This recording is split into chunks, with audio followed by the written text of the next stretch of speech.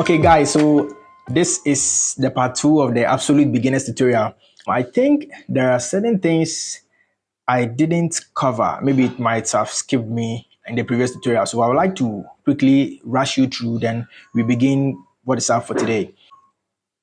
I would like to talk about this auto select and this show transform controls. Normally, when you open the software for the first time, this and this will be unticked. And when they are unticked, this is what happens. Let's say you've dropped an image, that is this image.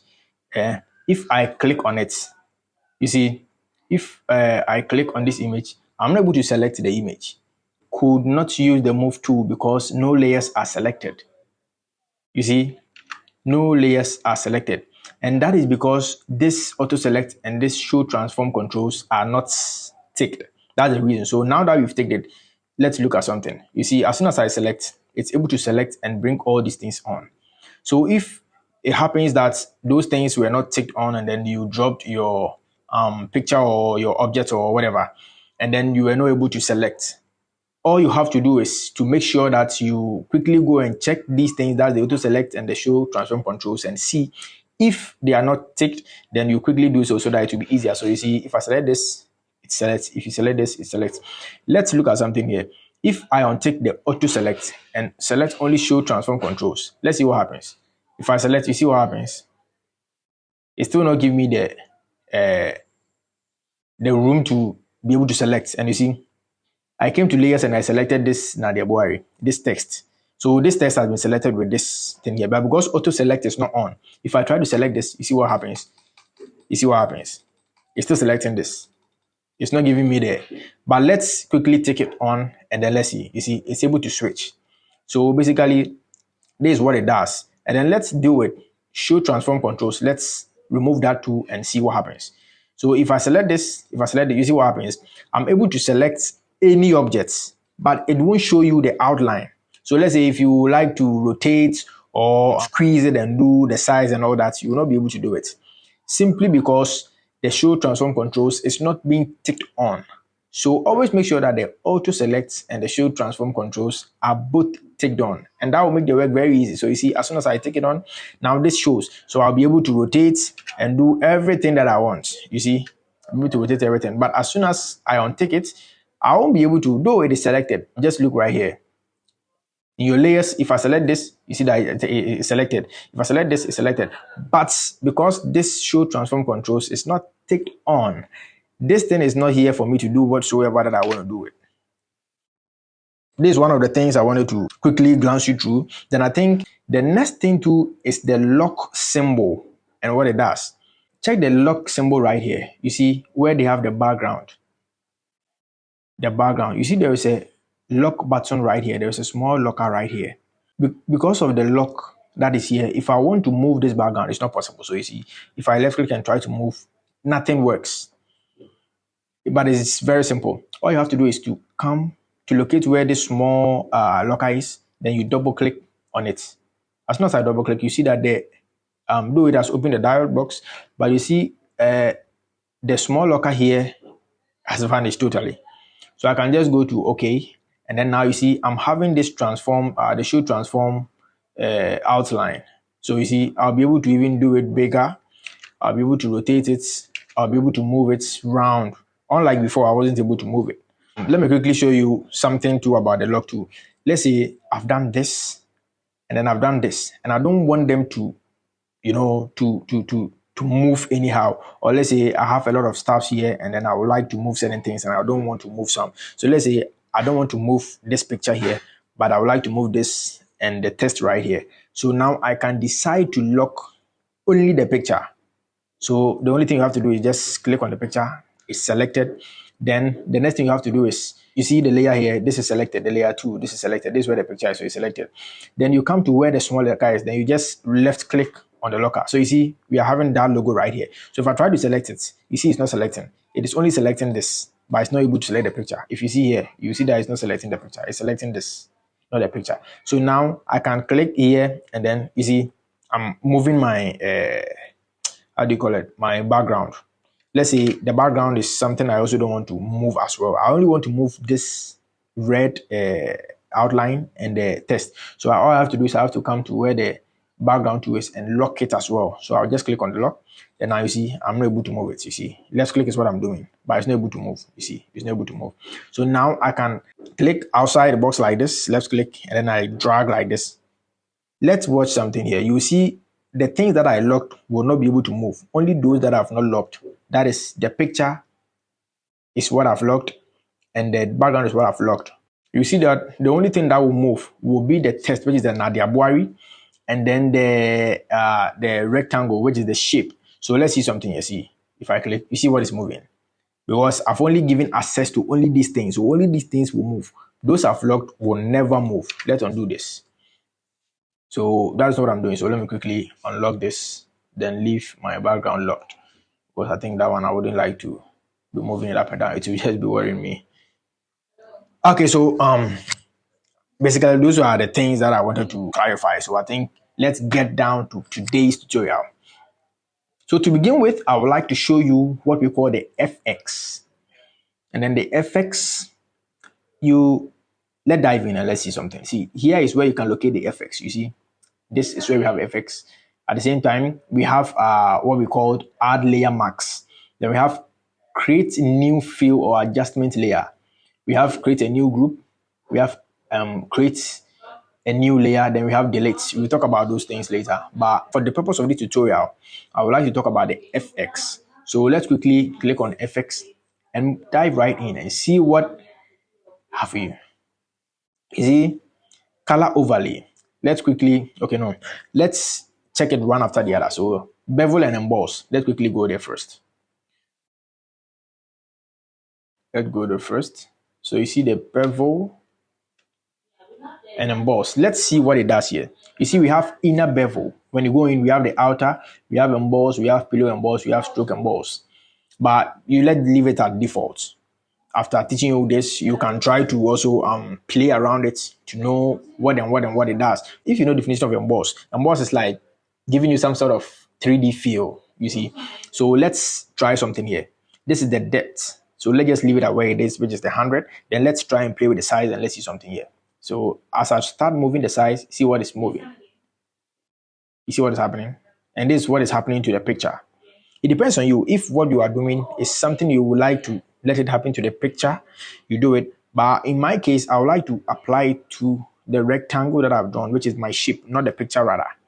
So I'll quickly go back, I'll cancel, go back, and then I'll select my rectangle, which is the shape. Then I'll come to FX, then I'll come to bevel and emboss. So I'll leave the I'll leave the depth at 100, direction up or down. That one, for me, I'm using up. After this tutorial and you are also trying to explore, you can try to play around with the up and down and see what happens. So this is the size. Let's play with the size and see something. You see, as I click and drag, you see what happens.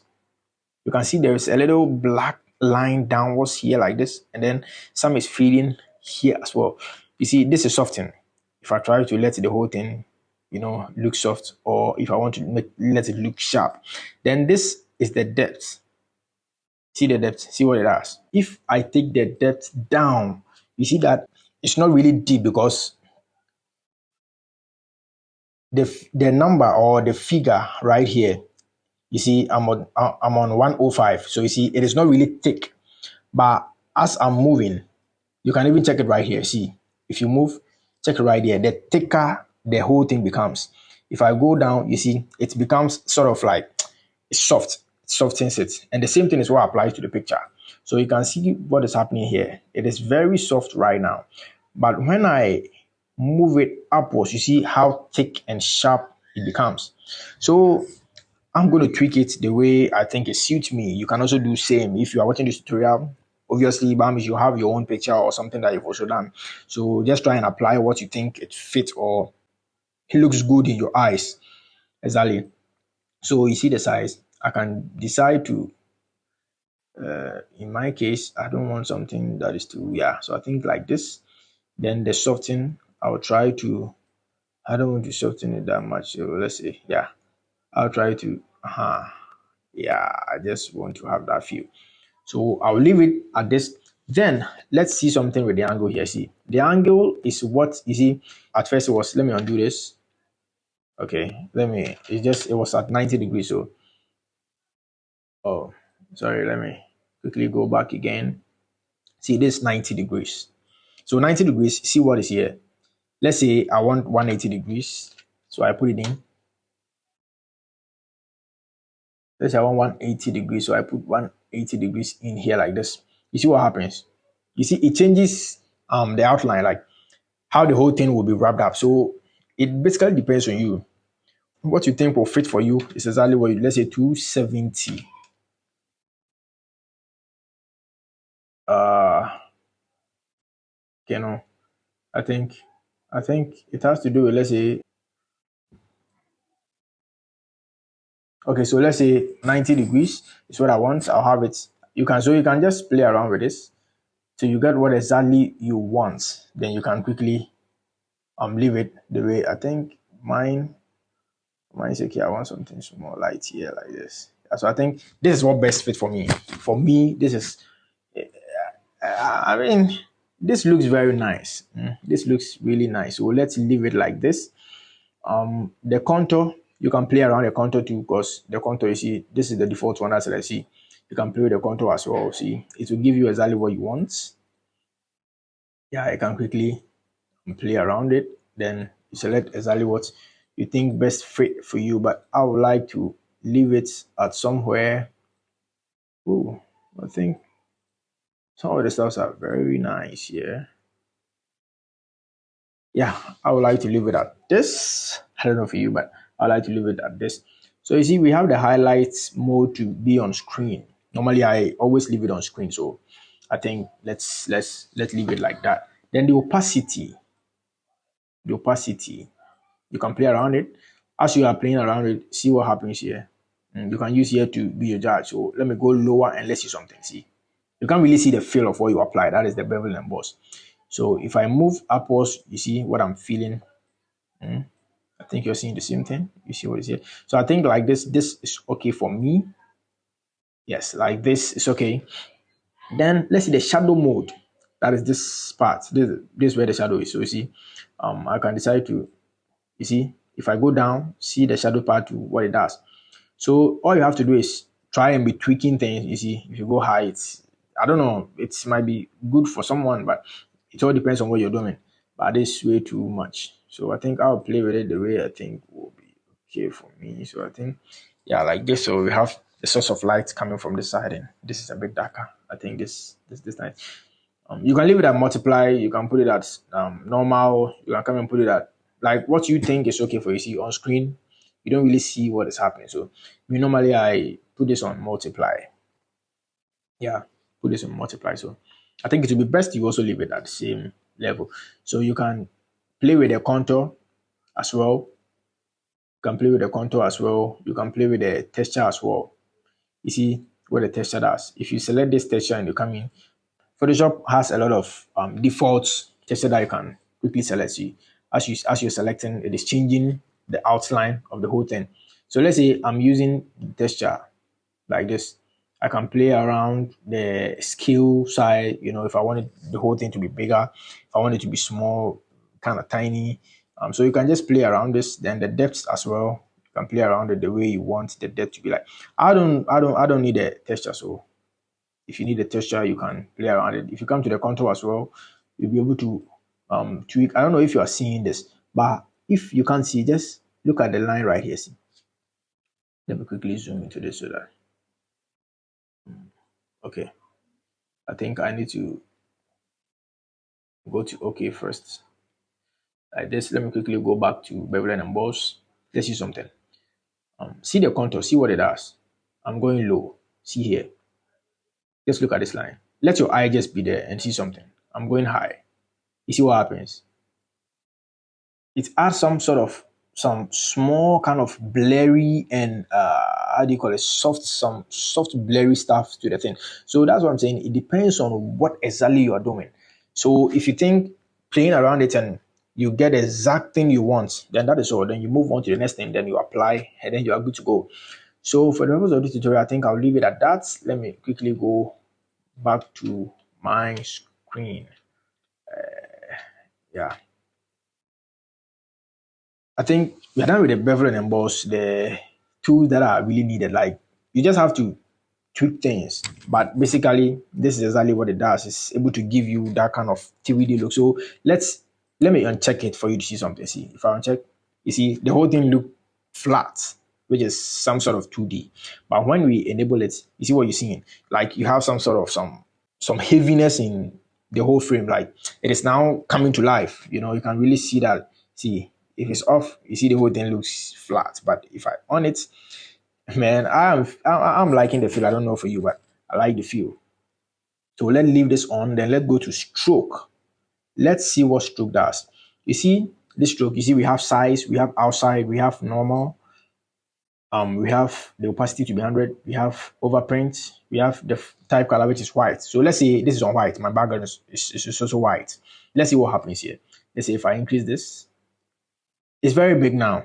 You can see from here. It's very big now, but you still can't see it here because of the color. So let me quickly change the color for you to see something here. So let's say I'm taking, let's say, blue. You see what happens? This is what a stroke does. See the stroke? So I can go small like that. I can go sharp. You know, it normally depends on you. So what you think is okay for you, the value that will be okay is you can use this value or you can type it right in. Let's say I want to. I can just type it in. Oh, I happen to be pressing enter a lot. I don't have to. Sorry, guys. So this is the stroke. Let's say I want to enter 6 in. Then I just, after entering the value you want, don't click enter. If you click enter, it will automatically select OK. And then it will let you go. So let's try some. See, after entering, let's say 7, then I press enter. You see what it does. And then it will give you a lot of stress. Now you have to go back, go locate stroke again and come. So after entering, let's say number 9, all you have to do is outside here, anywhere here, just left click. Anywhere, just left click. That's all. And it will apply. So let's say 20, just come and left click, then to select. That's all. So let's say me, I would like something small. I just want some small red edge like that. You see, I'm really liking the feel, like the whole thing, you know. I wish I can print this out after everything because it's really looking nice. And if you use it in your room, it will be like wow. So the stroke on the outside, you can do it on the inside. Let me quickly increase it so that you see. If you increase it, you see it is really. Let me try and change the color so that you can see. You see on the inside, let's say black. Yeah, you can see it well. So you see on the inside, it will affect whatever you're doing inside. If you're doing it outside too, the same thing, it will affect outside. If you're doing it at the center, it will try to balance itself out both outside and inside. Then you can deal with the opacity as well. So it depends on you. But I would like to keep it at outside and then let's say give it something small. And the color too, I want it to be red. And the opacity, I want it to be, yeah, like this thing. Something like 3, no, like 4. Yeah, like 4 is okay. So let's say we are done with the stroke. You've seen what you can use with it. The stroke you can really use it when you get to the tests as well. It depends because I selected the frame. You know, I just want to show you everything on the frame. When you get to the text to Baumis, but you don't worry, as we'll be doing more tutorials, so a lot of things will just come up, so you'll be able to catch up easily. So let's quickly select inner shadow. The inner shadow more or less also works like, let me say, the stroke, because that one, let's say the opacity is on 100, and then let's say you see it happens on the inside because inner shadow, so it gives you the shadow, and the shadow too, you can select the kind of color that you want, maybe red, maybe yellow, maybe blue, you know, the color that you want, you can select that. I don't need that inner shadow though, so I'll just quickly uncheck it. When I come to inner glow, the same way, it works just like the inner shadow. So let me show you the inner glow. Let's say this is the size. You see what it does because the color selected is white. If it's red, if it's you see the kind of glow we're having. I'm liking the feel because let's say, yeah, no, I think I like the blue. It's nice. The inner glow, you see, this is what it gives us. This is the blue. And then the same way, I can try and select another color here. Let's say deep blue. I can give it, a deep blue to it. Let's say a deep blue. If I hit OK, you see, it applies. So from here, it fades out like that. So let's say I'm okay with this. I don't really like the inner glow and stuff though, but for the purpose of the tutorial, I'm just trying to show you what it does. Then the satin normally it's on black.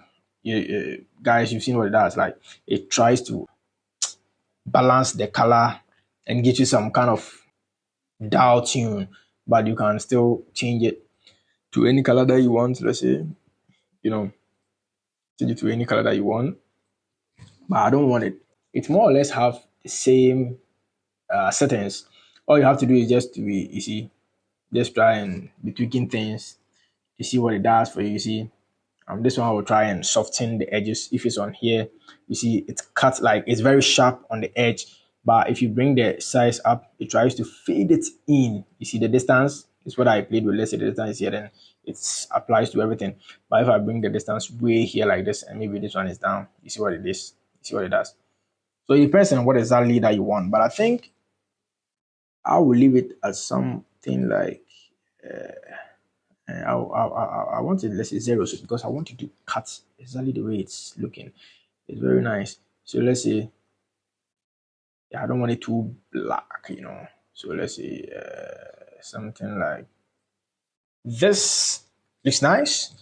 And then I'll go click on OK. You can try and change the, how do you call it, the angle as well. Then this will apply to, you see. So I will leave it at 90 because I like 90 a lot. Then I can come to color overlay. You see, color overlay, it has automatically changed to this color.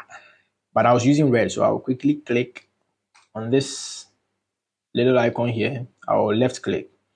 Then instead of me maybe coming to locate red and select I don't want because I have my red here already. So I'll move my mouse right here. If you move it here, you see that the mouse has changed to some kind of a pen or something. You see, if I bring it here, it's kind of, now I can select the color that I want, you see. But if I move it here, you see, it has this. So that means this tool simply means I can select any color of my choice and then that is what will apply here. So let's see something. If I click on this red, you see that is what it has applied. If I click on, let's say, what is here, that is exactly what is applied. If I click on the white, that's what will be applied. So quickly, it was on red already. That's what I wanted. So I'll select the red again, and that is what selected. So I'll quickly click OK, and that's all. Then I can change the blend mode to darken to anything. You can try and play around it to see what exactly it does for you. It depends on what you're doing though. But for now, I will leave it at normal because what we're doing, we don't even have anything in the scene again, like under the frame that I would like to blend stuff with. So we'll leave that one for another day's tutorial. Same way you can play with the opacity, you know, after selecting your listing, you can play with the opacity the way you want, and that's all. Then I can quickly deal with gradients as well. If you come to gradients, for me, when I'm using gradients, I don't use the color in order for me to see, how do I say, in order for me to see the effect very well. So let's say the gradient is here, the scale is here, I come here, then they have things you can use. That is Photoshop's own presets you can use. You know, we have this, you can use the template, or if you don't want the template, you can quickly click. Let's say I want something here, maybe move, and I can select. Then maybe here I want something like, let's say this this color. I can choose. Even if I want another color here, you can quickly select, and then that will give you, so as many colors as you want.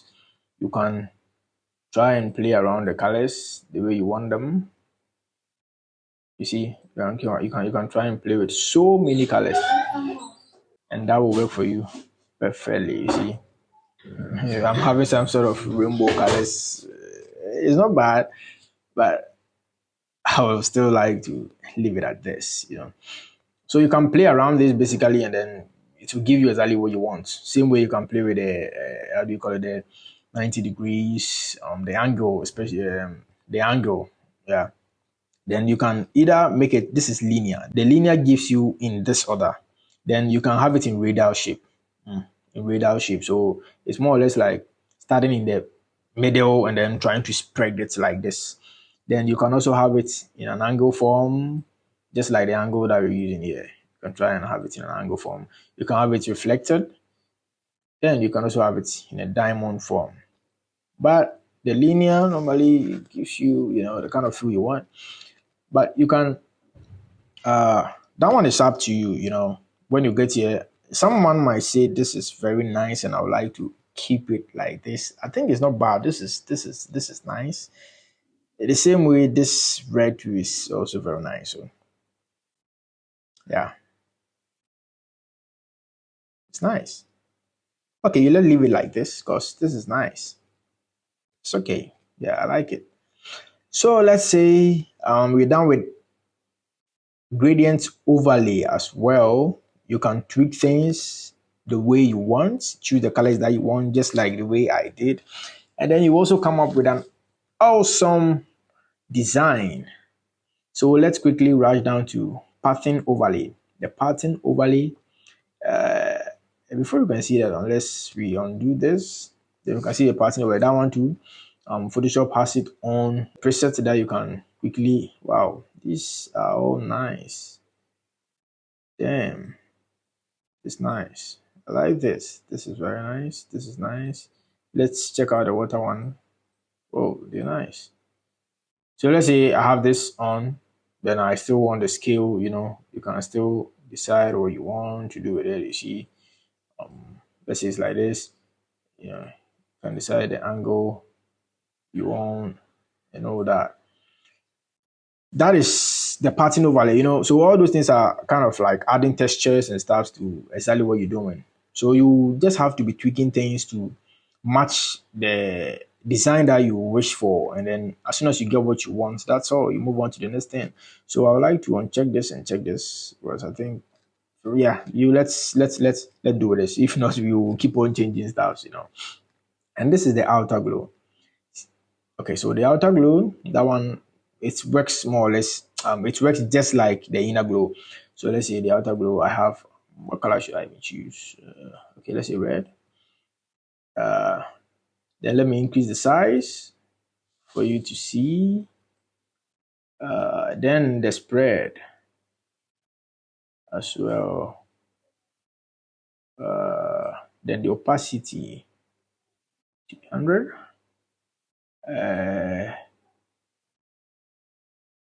The range. What is happening? Because I'm not seeing anything. Let me see. Is the stroke what is blocking the whole thing? No. So the outer glow, what is happening? What is happening? What is happening? Okay, I think the outer glow, the blend mode is on screen. So that's the reason why we are not seeing it, because there is nothing under here. So let's see something. If I put it on normal, you see what I did. You see. So normally if you select something and then you are not able to see the end result, that means definitely there is something you're not doing right. That's why that thing is happening. So you quickly have to look through and then see where the problem is coming from. Then you can quickly solve that. So since it's on normal, so I can decide to, the opacity, I can tone it down small a bit. Then I can decide, let this one to come down a bit. So you see, I'll have some kind of, some glowness on level. I can decide to change the color. Yeah, so you can quickly change. You see, you can change it to suit what exactly you want. But I won't buy that idea, so I don't want that again. Then the last option is the drop shadow. So the drop shadow, let's leave the opacity just like this. You see what happens here? You see we have some shadow right here. You see we have some shadow right here. And then the angle is on 139. That's why I have it right here. So let's see. Let me move somewhere small. You see, as I'm moving, it's changing the shadow and all that. You see, it's changing the shadow the way it is. So I would like to let me just leave it as somewhere. Let's say here. That's not bad. Then I can bring down the distance. The distance. The more you move, then it looks like you are moving further away from the objects. Like basically where you want or how far you want the shadow to be. That's basically. So I would like to have it not too far from the item itself. Then let's say the spread a bit. Then I'll bring down the option, the size. So it's just a matter of you trying to do things to suit what you want. So, I can try to bring it up to, let's just look, you know, if this is the kind of shadow I want, or if I want something very light, like I want something like it's there, it's not there, you see. Like the shadow is there, it's not there, like you can feel it, you can feel it kind of, you see. So something like this. Something like this. Yeah, so something like this. It's okay. So guys, this is just for you to know basically what the tools, or basically for you to know the options on the options in the FX button. All you need to do is just play around them. I know you can do it. Just play around them, and you are good to go. Just try and be playing around them. That's all. So let's say this is done. I like it. I like the outcome. I like the outcome. So let me quickly try and uncheck the things. You see the drop shadow. If I uncheck it, you see it's gone. So you see it's there. If I uncheck this, you see. So let me quickly try and uncheck everything. Then we go back to normal for you to see before and after. So you see. So you see, this is, I don't feel the vibe. So let me quickly cancel it so that we go back to the normal state. Then you see this and this. Eh? Is this not awesome? You see, this is very nice. And you can do very good works with these same simple steps. You can do a lot. If you want to hide the eyes of the effect as well, very easier, when you come, you see after, let me show you something here. Nadia, this is the test, this is the picture, this is what we did all the effects on. Like this is where we added all the effects. So you see, if I quickly click on this effect, it go back to the normal state without any effect. So if I check it, you see we have all the effects there. The same way I can try to hide it one after the other. Let's say I want only the bevel and emboss to be off, so I can uncheck the eyes, and I see what we're having. See, we are having it without a bevel and emboss. I can try to bring it back. Same way I can, turn off. So you can after everything you can even turn off the things you don't like. Then you can bring on the things you like. It all depends on you. But I think we like everything that we did. It's so nice. Myself, I'm in love with it. So guys, let me quickly move on to the next thing. I think what did I want to talk about again? I think I've forgotten. Okay, yes. The last time I showed you how to bring a picture or an image into your scene like this. I showed you when you move to file and open, you can locate where your picture or your image is, and then you can quickly bring it in. Let's say just for fun, you see, when you click open, this what happens. It brings you to a different layer. Then now you have to bring it here, drag it, drop it here, that kind of stress. So let me show you something easier. You can come to file. If you're using Photoshop, let's say, I think if you're using Photoshop 2020 or less, if you come to the file, you only see place here. The place, that is where you can place your image. So your image will be placed directly into your scene. But this is 2021, 2022, and the rest. I think they all have this. So if you come to file, then you locate place embedded. If I click on place embedded, it will still bring me the dialog box. Then you locate where your item is. Let's say this is my item. Oh, the same again. Okay, let me quickly change it. Okay, let's say this. So as soon as I click place, it will bring it exactly into the scene. There's another way of importing a picture. There are a whole lot of ways you can do that, but this is also very nice. I think it skipped me the other time, so I quickly want to, so you have to just select it, then you can quickly, so let me delete it. Same way you can come to file, we used place embedded. I can use placed link. The same way I'll be able to import my picture into the scene again. So if I click place, it will still work. But in some versions of Photoshop, you only see place. So as soon as you come to file, for here, you only see place there. So once you click place and you go there and you click the place, it will still bring your picture slide that in, you're good to go. So this artwork is nice. Yeah, you're not dealing with this. Very soon we'll start making posters and all that, so don't worry. So I like this frame. Let's move on. I think I would like to talk about the little icon right here. See, you see we have some 100 right here. It also does the same way the zoom button here does with this 100. So it's either you use your shortcut in zooming in and out, or you can use the navigator to move in and out, or you can use here. So let's say I type in 50 here, enter. You see, it moves it for me. Let's say 200, I type it in, it moves it for me. Let's watch something here. Watch here whilst I zoom in and out with here. You see that the value changes the same way it changes here. So let's say if I move like this, see here is now 100, here is also 100. If I move back again, here is 66.67. You see here is also 66.67. So it works the same way. A lot of people don't really know this option, but it's also a feature, let me say, kind of hidden. A lot of people don't know. So it's either you can try and do with this, or you can try and do with this, or you can try to move in holding down Alt. Then you can with your scroll button, you can try and move either in or out, in or out like that. So Photoshop is really cool. It's very, very cool. It has a lot of features. All you need to do is just try and understand everything. Then when you are working, it's very fun. It's fun. Okay, so let's see. Let's say this is done. I'll select everything. I'll move it down a bit. I want us to duplicate this and have, let's say, another clone of it. So let's see something here. You can use the shortcut to duplicate, which is Control T. If you press Control T, you'll be able to duplicate your item. So let's say I'm selecting everything here. Then let's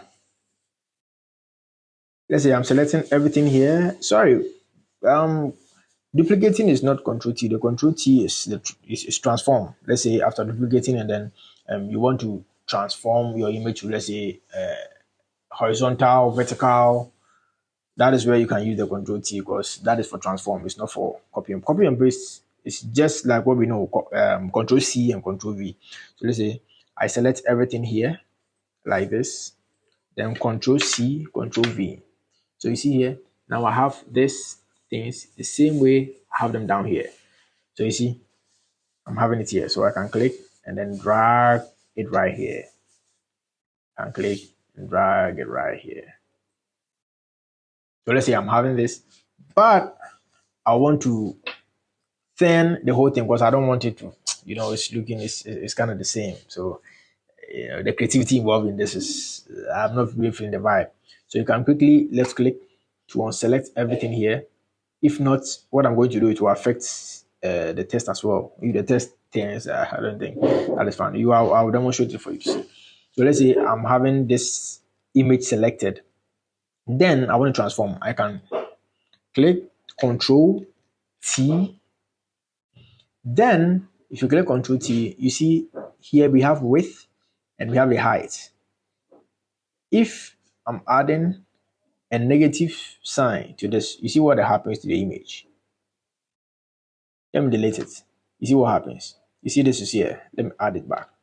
You see, so let's leave it like this. So you see, we are having this here. This time around is here.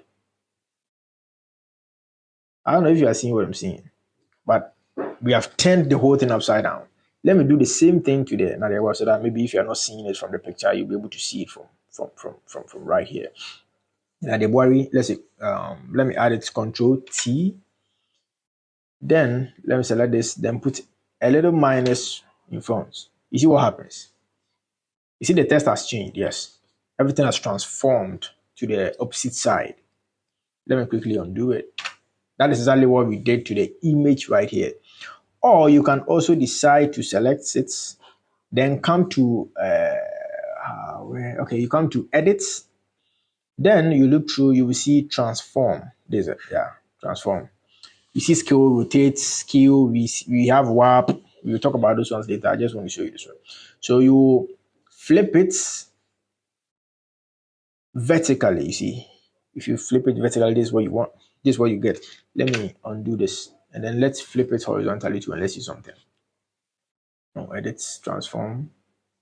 You flip horizontally, you see. It will flip like this. Basically, that is what the transform tool that I normally use the shortcut though, so that is why most of the times I like to bring shortcuts. I would like to do this small and do this big. Yeah. So let me now select everything together. Guys, don't be confused. You just left click outside like this, where you think when once you click and drag it, you'll be able to select everything. Don't come and click somewhere here. Then you click and drag, and then maybe you select something and you don't select some. So just click outside where you think you can select everything. Then you select like this. Then now you move it to the middle. You center it the way you want. I think this is okay for me. Yeah, it's okay for me. So I think this is good. Nadia Buhari. Yeah, this is good. Then let's quickly talk about adjustment layer. Adjustment layer. All you need to do is let's see something. You see, here are my layers. So let's talk about this. You just have to come to this options here. File, edit, image, layer is here. So layer, you see new adjustment layer. So the adjustment layer. When you come to adjustment layer, under the tab, you will see brightness, level, curves, exposure, vibrance. Basically, what you want to do with it is what you guys. So let's say I come to bright and contrast.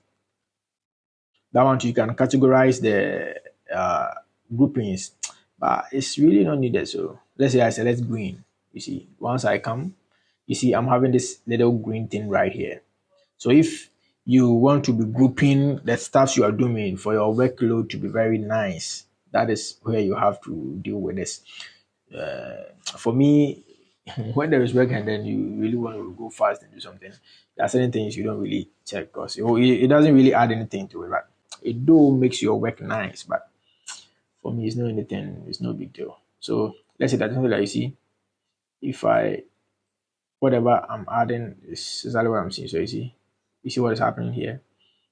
So let's say I tweak it the way I want. Let's say I want like this. I want like this.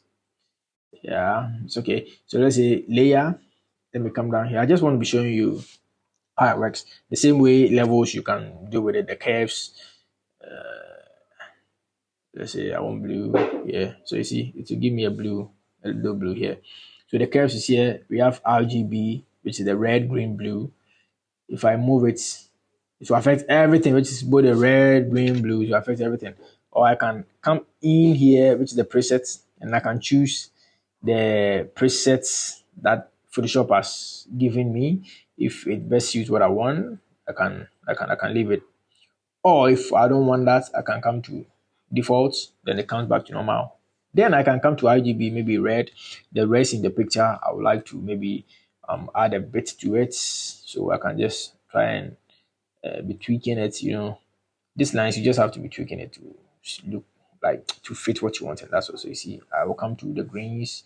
Then maybe I'll play around the greens the way I want. I'll come to the blues. I'll play around the blues a bit. Once I get exactly what I want, then I'll leave it like that. So let's see. Yeah, this looks pretty nice. So yeah, this looks nice. So let's come to the layer again. So you can add and add and add and add. It depends on what you're doing. So if this is cool for me and I've arrived at the exact thing I wanted, that's all. Then I save my picture and then I move ahead and work done. If I'm not done, I add the stuff that I think I really want to add to make things look better for me. So let me quickly show you something here. The hue and saturation, we'll talk about those ones later. Color balance, the same with black and white, photo filter. This. Let's look at this color lookup. If I select the color lookup, Let's say I want to give it red. Okay. So the color lookup is here. You see, the color lookup is more or less like, it's very tricky to work with though, but it's more or less like filters. They are more or less like filters, you know. Photoshop has its own filters here. You see, you can work with. You see that you can work with. It's affecting the whole thing because layers, adjacent layers normally don't select a specific object. So it's on top of everything here. That is why it's affecting everything. So if I move, you see, if I click this and I move this on top of the layers, it will affect everything here and leave this because this is not under the adjustment layer.